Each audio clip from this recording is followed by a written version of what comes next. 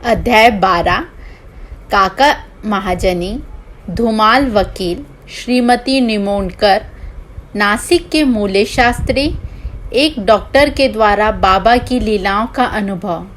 इस अध्याय में बाबा किस प्रकार भक्तों से भेंट करते और कैसा बर्ताव करते थे, इसका वर्णन किया गया है। संतों का कार्य। हम देख चुके हैं कि ईश्वरीय अवतार का धैर्य साधु जनों का परित्राण और दुष्टों का संहार करना है, परंतु संतों का कार्य तो सर्वथा भिन्न ही है। संतों के लिए साधु और दुष्ट प्रायः एक ही समान है। यथार्थ में उन्हें दुष्कर्म करने वालों की प्रथम चिंता होती है और वे उन्हें उचित पद पर लगा देते हैं। वे भवसागर के कष्टों को सोखने के लिए अगस्त से सदृश है और अज्ञान तथा अंधकार का नाश करने के लिए सूर्य के समान है। संतों के हृदय में भगवान वासुदेव निवास करते हैं, वे उनसे पृथक नहीं हैं। श्री साई भी उसी कोटि में हैं, जो कि भक्तों के कल्याण के निर्मित ही अवतीर्ण हुए थे। वे ज्ञान ज्योति स्वरूप थे और उनकी दिव्य प्रभा अपूर्व थी। उन्हें समस्त प्राणियों से समान प्रेम था। वे निष्काम तथा नित्य मुक्त थे। उनकी दृष्टि में शत्रु, मित्र, राजा और भिक्षु सब एक समान थे। पाठकों, अब कृपया उनका यश श्रवण करें। भक्तों के लिए तो उन्होंने अपना दिव्य गुण समूह पूर्णतः प्रयोग किया और सदैव उनकी सहायता के लिए तत्पर रहे। उनकी इच्छा के बिना कोई भक्त उनके पास पहुंच न सकता था।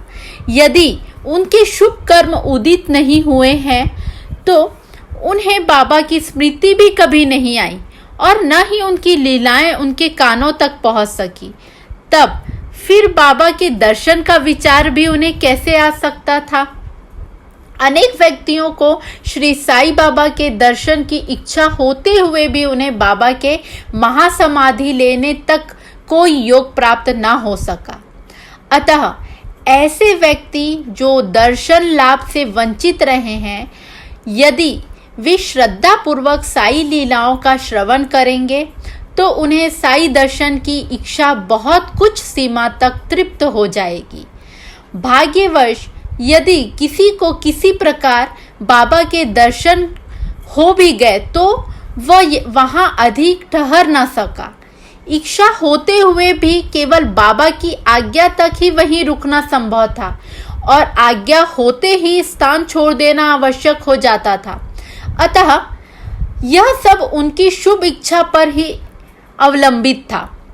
काका महाजनी। एक समय काका महाजनी बंबई से शिरडी पहुंचे। उनका विचार एक सप्ताह ठहरने का और गोकुल अष्टमी उत्सव में सम्मिलित होने का था। दर्शन करने के बाद बाबा ने उनसे पूछा, तुम कब जाओगे? उन्होंने बाबा के इस प्रश्न पर आश्चर्य सा हुआ। उत्तर देना तो आवश्यक ही था, इसलिए उन्होंने कहा, जब बाबा आज्ञा दे। बाबा ने अगले दिन जाने को कहा। बाबा के शब्द कानून थे, जिनका पालन करना नित्यांत आवश्यक था।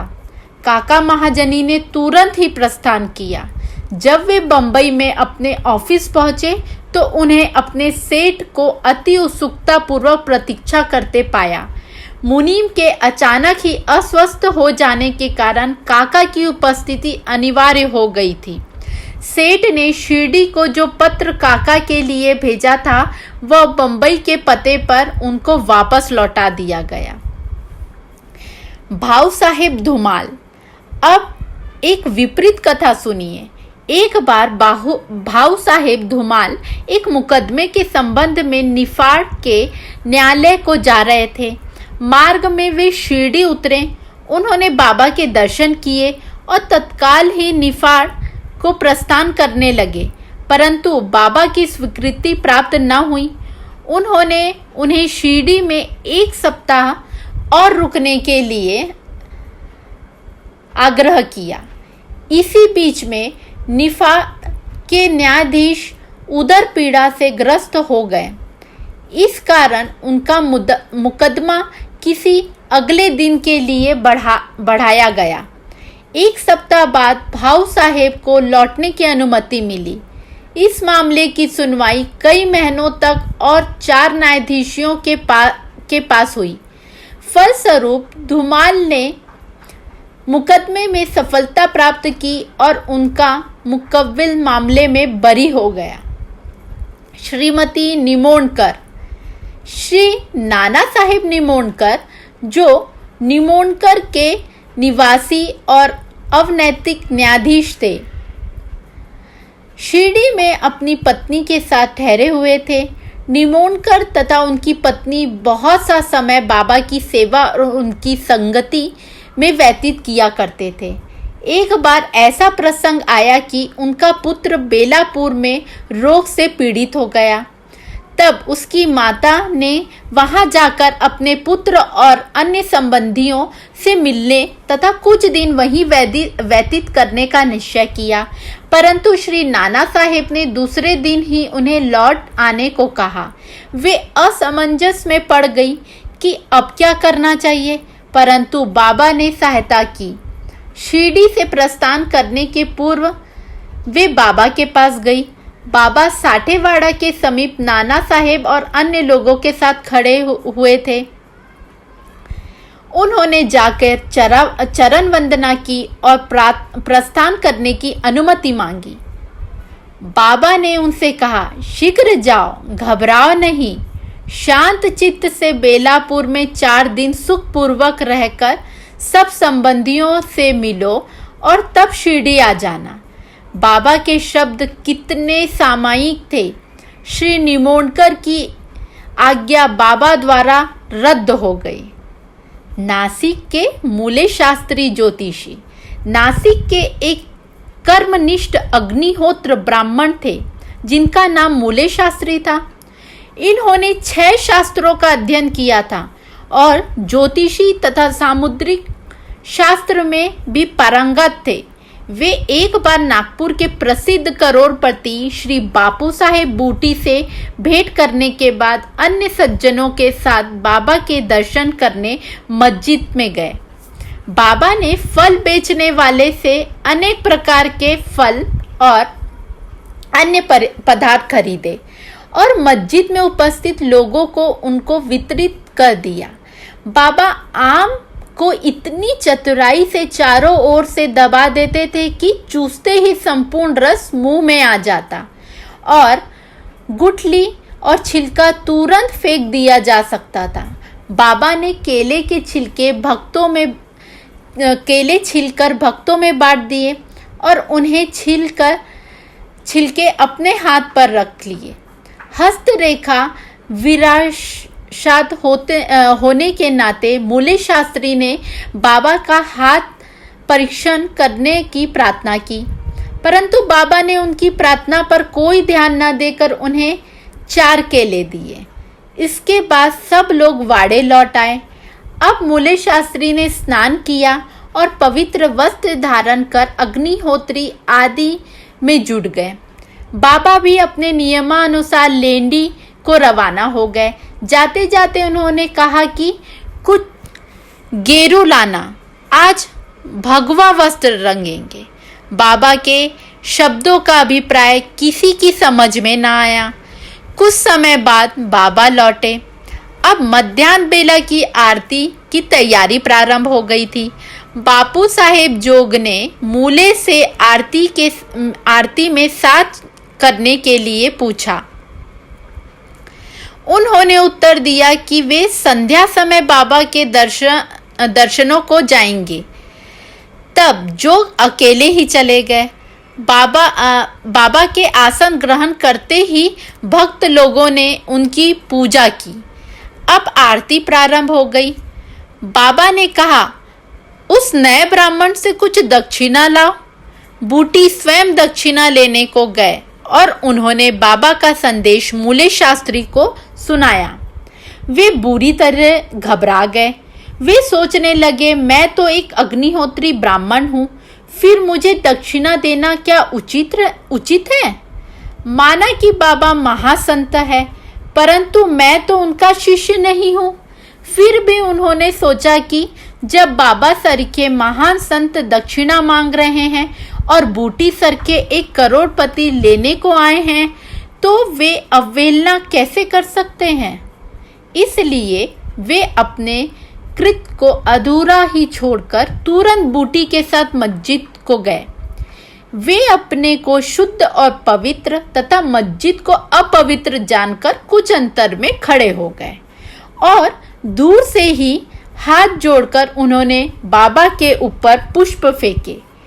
एकाएक उन्होंने देखा कि बाबा आसन पर उनके कैलाशवासी गुरु गोपाल स्वामी विराजमान हैं। अपने गुरु को वहां देखकर उन्हें महान आश्चर्य हुआ। कहीं यह स्वप्न तो नहीं है? नहीं नहीं, यह स्वप्न नहीं है। मैं तो पूर्णतः जागृत हूँ। परंतु जागृत होते हुए भी मेरे गुरु यहाँ कैसे आ पहुँचे? कुछ समय तक उनके मुंह से एक शब्द ना निकला।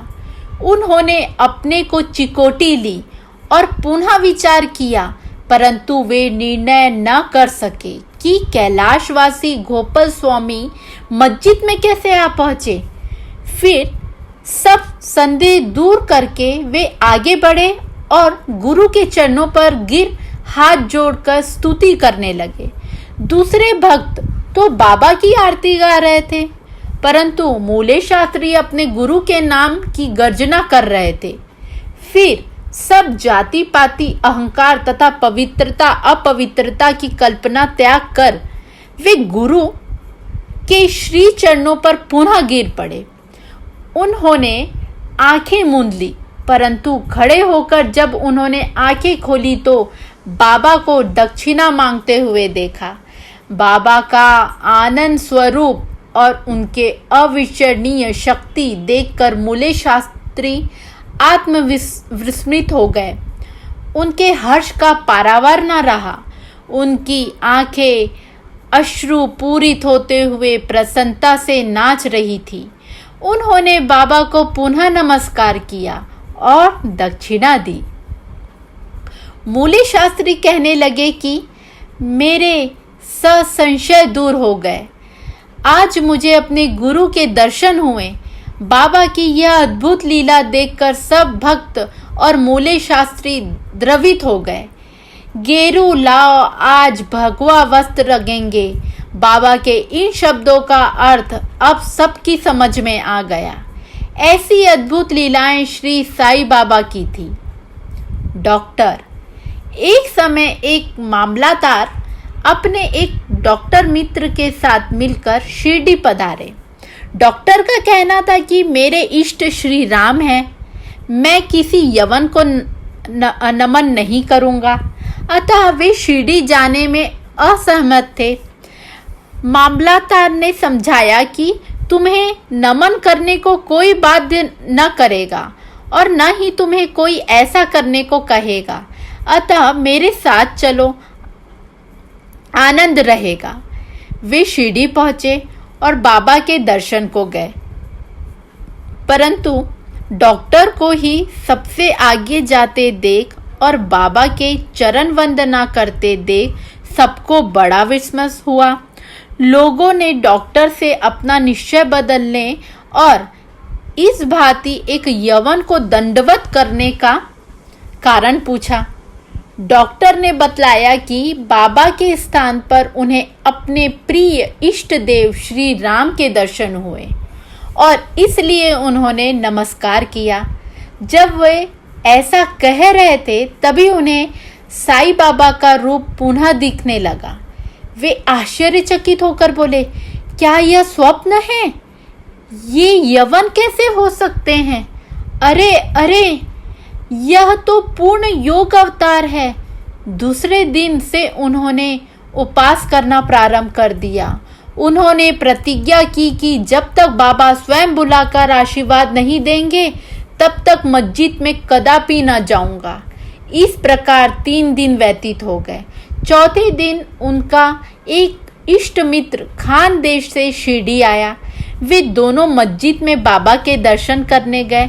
नमस्कार होने के बाद बाबा ने डॉक्टर से पूछा, आपको बुलाने का कष्ट किसने किया? आप यहाँ कैसे पधारे? यह प्रश्न सुनकर डॉक्टर द्रवित हो गए और उसी रात्रि को बाबा ने उन पर कृपा की। डॉक्टर को निद्रा में ही परमानंद का अनुभव हुआ। वे स्वयं शहर लौट आए तो भी उन्हें 15 दिनों तक वैसा ही अनुभव होता रहा। इस प्रकार उनकी साई भक्ति कई गुना बढ़ गई। उपयुक्त कथाओं की शिक्षा विशेषतः मूले शास्त्री की यही है कि हमें अपनी गुरु में दृढ़ विश्वास होना चाहिए। अगले अध्याय में बाबा की अन्य लीलाओं का वर्णन होगा। श्री सद्गुरु साई नाथा अर्पण मस्तु। शुभम भवतु।